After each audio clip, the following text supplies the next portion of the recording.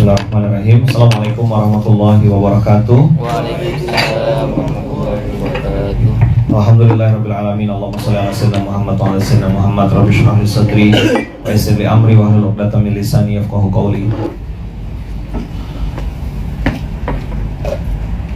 4 poin tadi yang disampaikan oleh Bunda Uung, pimpinan dari IMM, itu adalah intisari istinbat atau konklusi dari goal setting raker kita hari ini.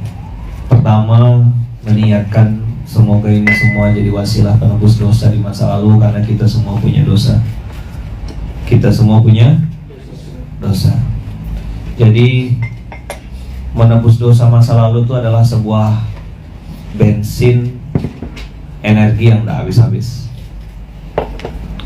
Lalu tadi Bunda juga mengingatkan tentang luruskan niat, bersihkan hati, bersihkan niat, luruskan hati, bolak-balik situ. Karena salah niat, salah hasil, beda niat, beda hasilnya. Luruskan niat, bersihkan hati, luruskan niat, bersihkan hati. Dan Masya Allah, Alhamdulillah dengan izin Allah, tadi Bunda menyampaikan tentang closing atau ikatan semua itu adalah ikhlas. Ikhlas itu berarti berbuat karena Allah saja. Karena tidak ada yang bisa mengganggu, bahkan iblis sekalipun tuh tidak bisa mengganggu orang ikhlas.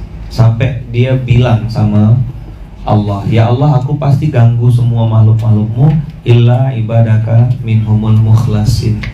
Mukhlas itu beda dengan mukhlis. Kalau mukhlis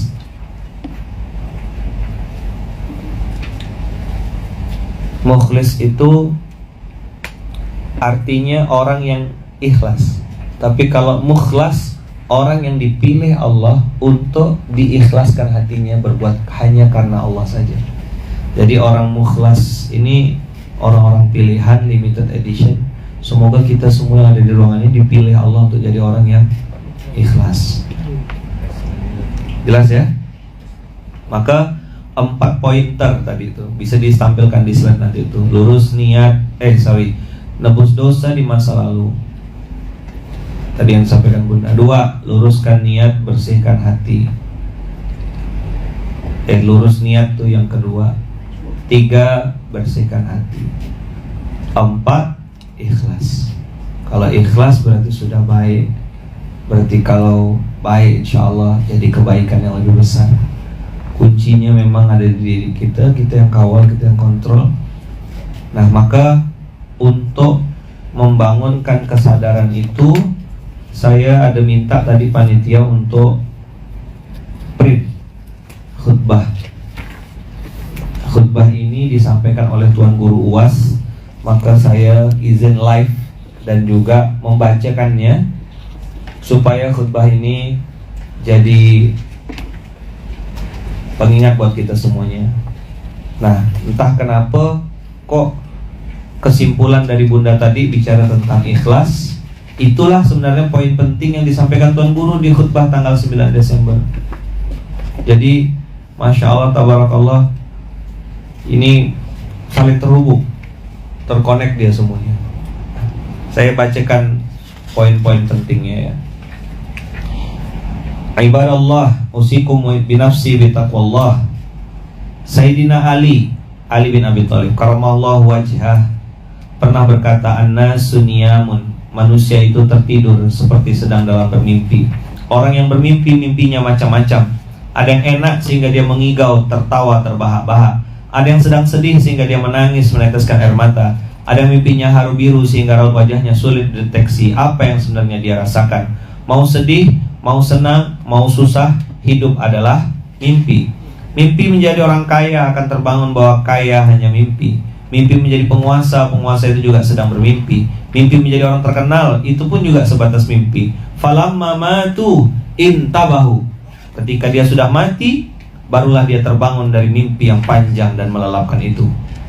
Jadi orang hidup itu sedang bermimpi, sedang tidur. Sedangkan ketika dia mati, dia baru bangun dari tidurnya. Jangan bersedih kalau kebetulan mimpi menjadi orang susah, karena kesusahan itu juga hanya mimpi. Jangan terlampau bahagia kalau menjadi penguasa, karena kekuasaan itu juga hanya mimpi. Bukankah Fir'aun dalam mimpi-mimpi yang indah dalam kekuasaannya, dia bisa menyembelih siapa saja yang dia mau. Yudhabbihuna abna'ahum, dengan enaknya, dengan tenangnya dia merintahkan sembelih semua anak yang terlahir. Tapi ternyata itu hanya mimpi. Lupa Fir'aun bahwasanya anak yang tinggal di rumahnya menjadi orang yang akan menaklukkannya. Siapa? Musa alaihissalam.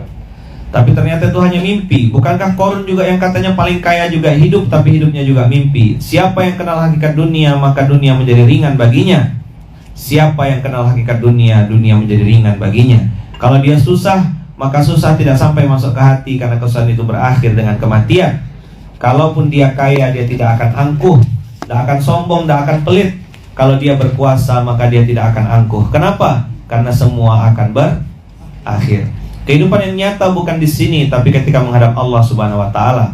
Kalaulah kekuasaan itu akan membuat orang mulia, maka Namrud itu mulia, tapi akhirnya tidak mulia. Kalaulah harta itu membuat orang mulia, maka Abu Jahal dan Abu Lahab paling mulia. Bilal bin Rabah paling miskin, tapi kenyataannya Bilal bin Rabah berbahagia. Nabi SAW mengumpamakan hidup ini dengan banyak perumpamaan. Suatu saat beliau mengatakan bahwa hidup ini seperti musafir, perjalanannya panjang, lalu dia bernaung sekejap di bawah pohon yang rindang. Berapa lama? Sementara matahari panas, ketika sudah condong, perjalanan akan lanjut kembali. Dalam perumpamaan lain beliau memperumpamakan hidup ini seperti setengah sayap nyamuk. Kalau kebetulan dititipkan harta, jangan sombong. Kalau karena harta yang banyak itu hanya setengah sayap nyamuk. Kalau dititipkan kuasa, jangan angkuh, karena kuasa itu juga hanya setengah sayap nyamuk. Kalau susah, jangan berputus asa, karena kesusahan itu juga hanyalah setengah sayap nyamuk. Dunia ini menjadi berat bagi orang yang tidak mengerti dunia. Orang yang mengerti akan mengatakan dunia ini kecil, penderitaan ini kecil. Dia cukup angkat tangan dengan berkata, Allahu Akbar. Yang besar itu hanya Engkau ya Allah, yang lain kecil. Besarkan Allah dalam hatimu, supaya dunia ini kecil di kelopak matamu. Besarkan Allah di dalam hatimu, supaya dunia ini kecil di kelopak matamu. Besarkan Allah dalam jiwamu, supaya kesusahan itu hanya butiran-butiran debu yang dihembus angin. Tak bermakna, tak mengusik hati dan pikiranmu, karena engkau selalu bersama Allah, dan engkau serahkan semuanya kepada Allah. Inna solati wa nusuki wa mahyaya wa mamati lillahi rabbil alamin. Kehormatan, kemuliaan, puja-puji, sanjungan bukan punyaku. Yang dihormati, yang dimuliakan raja-raja, profesor, buya, alim ulama, pejabat. At-tahiyyatul mubarakatus salawatut thayyibatu lillah. Keberkahan, dato-dato, orang hebat, bangsawan. Thayyibatu, paling baik, paling sopan, paling mulia, paling agung, bukan punyaku. Lillah, punya Allah. Dipinjamkannya sebentar menjadi angkuh, dititipkannya sebentar menjadi sombong. Setiap hari orang beriman menyerahkan itu kepada Allah. Di awal salatnya dia mengatakan bahwa hidup dan matinya semuanya untuk Allah. Setelahnya ditutup dengan kemuliaan, puja-puji terbaik hanyalah untuk Allah. Lalu yang tersisa untuknya apa? Yang tersisa di ujung lidahnya hanya la haula wala quwata illa billahil aliyil azim. Ini yang kita kenal dengan we are nothing, Allah is everything. Kenali dunia baik-baik agar dunia tidak menjadi ketakutan. Kenali dunia baik-baik agar tidak menjadi kesedihan. Kesedihan adalah ketika jauh dari Allah. Seluruh manusia mengucilkan, menyepelekan, tak bermakna selama masih bersama dengan Allah. Kalau ada hamba Allah yang pernah bersalah, lalu bersuci, mandi taubat, berwudu dan bertayamum, lalu sholat 2 rakaat karena Allah, setelah itu dia meneteskan air mata. 2 mata yang tidak akan terkena jilatan api neraka adalah mata yang berjaga di tengah malam, mempertahankan Masjidil Aqsa dari serangan Israel, atau yang menangis karena takut kepada Allah. Allahu Akbar. Jika ada orang yang berdosa lalu dosanya dia menyesal, dia merasa dia bukan apa-apa dan bukan siapa-siapa, maka dia adalah yang paling mulia. Bukan kata khatib, tapi kata Allah di dalam Al-Quran, Inna akramakum indallahi atqakum. Yang paling mulia di antara kalian adalah yang paling takut kepada Allah. Saking takutnya sampai menetes air matanya, menyesal dalam hatinya. Setelah itu dia angkat kedua tangannya, dosaku besar ya Allah, tapi Engkau maha besar. Dosaku banyak sebanyak buih di lautan ya Allah, tapi aku yakin Kau maha pengampun segala dosa-dosa yang besar. Setiap manusia ada kerjanya, setiap makhluk ada perbuatannya. Apa perbuatan Allah? Allah meninggikan siapapun yang Dia kehendaki dan menjatuhkan siapapun yang Dia kehendaki. Betapa banyak manusia yang tinggi dijatuhkan Allah sejatuh-jatuhnya sampai tak dapat menatap tatapan manusia. Berapa banyak manusia yang dijatuhkan, direndahkan, dihinakan, disepelekan, tapi dia besar di hadapan Allah. Kenapa? Karena dia membesarkan Allah. Jangan besar karena jabatanmu, jangan besar karena kuasamu, tapi engkau besar karena Allah. Kalau engkau besar karena hartamu, maka hartamu hilang, engkau akan menjadi kecil. Kalau engkau besar karena kuasamu, maka kuasamu tidak lama. Besarkanlah dirimu karena Allah yang membesarkanmu.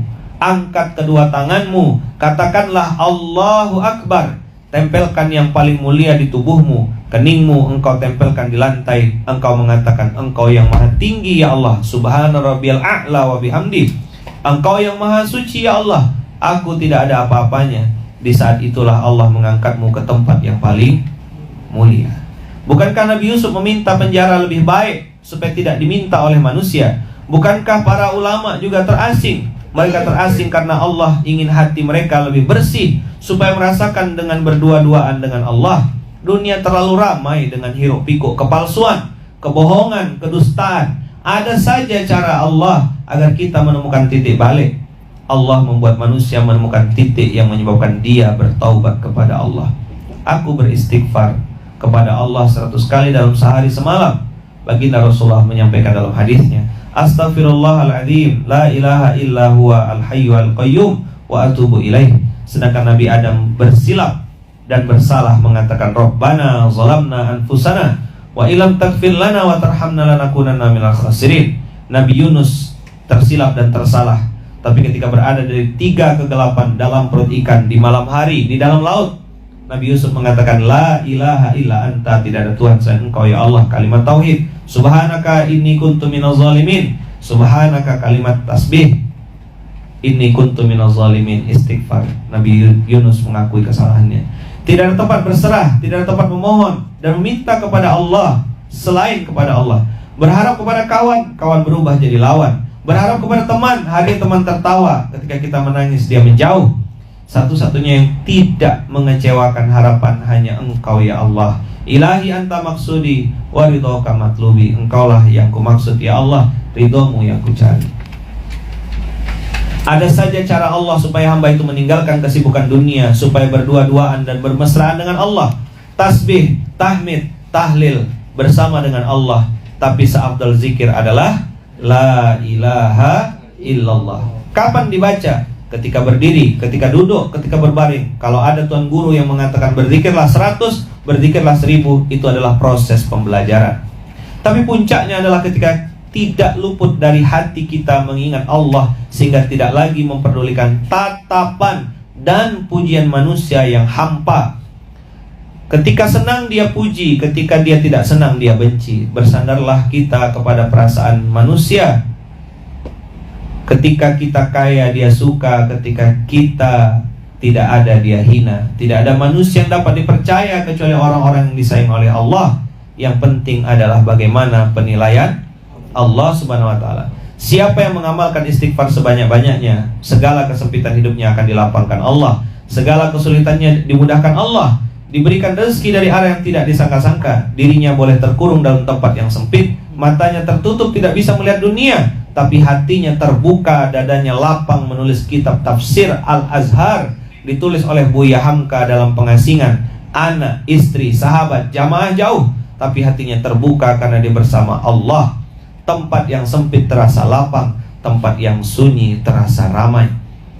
Tapi ketika bersama dengan makhluk dan hawa nafsu, tempat yang lapang terasa sempit. Bukankah orang Amerika, orang Eropa, orang Jepang berada di tempat yang lapang, terbang sejauh mata memandang?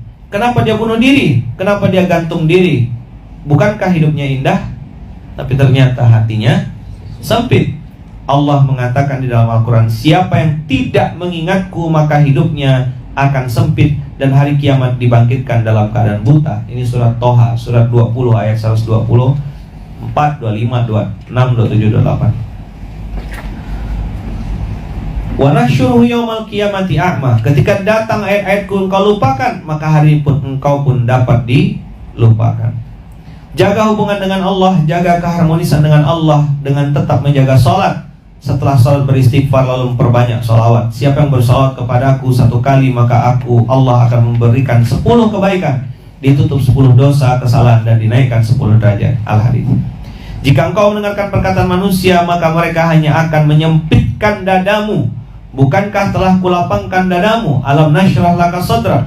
Bukankah sudah kuangkat beban yang selalu membebani pundak, hati dan pikiranmu? Segala kesulitan itu ada kemudahan. Sampai diulang 2 kali. Innamal usri yusra fa innamal usri yusra. Selesai satu urusan, sholat sudah, zikir sudah, baca Quran sudah, merenung sebentar. Apa yang akan aku bawa di hadapan Allah?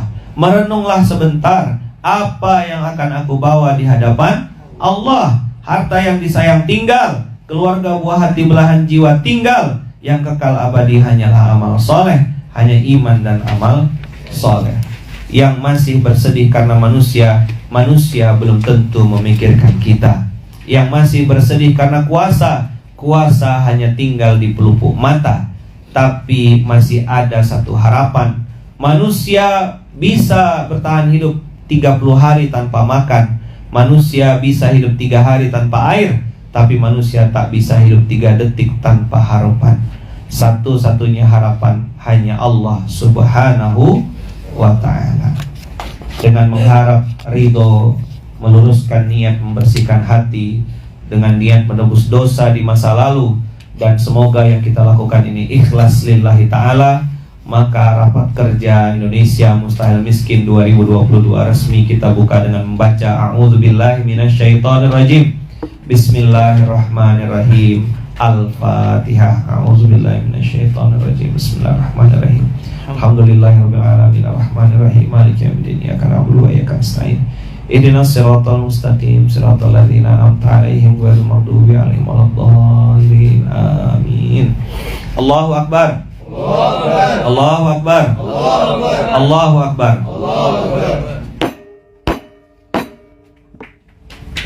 Assalamualaikum warahmatullahi wabarakatuh. Waalaikumsalam warahmatullahi wabarakatuh. Jangan lupa like, comment, subscribe, dan klik icon lonceng untuk terus update video-video terbaru.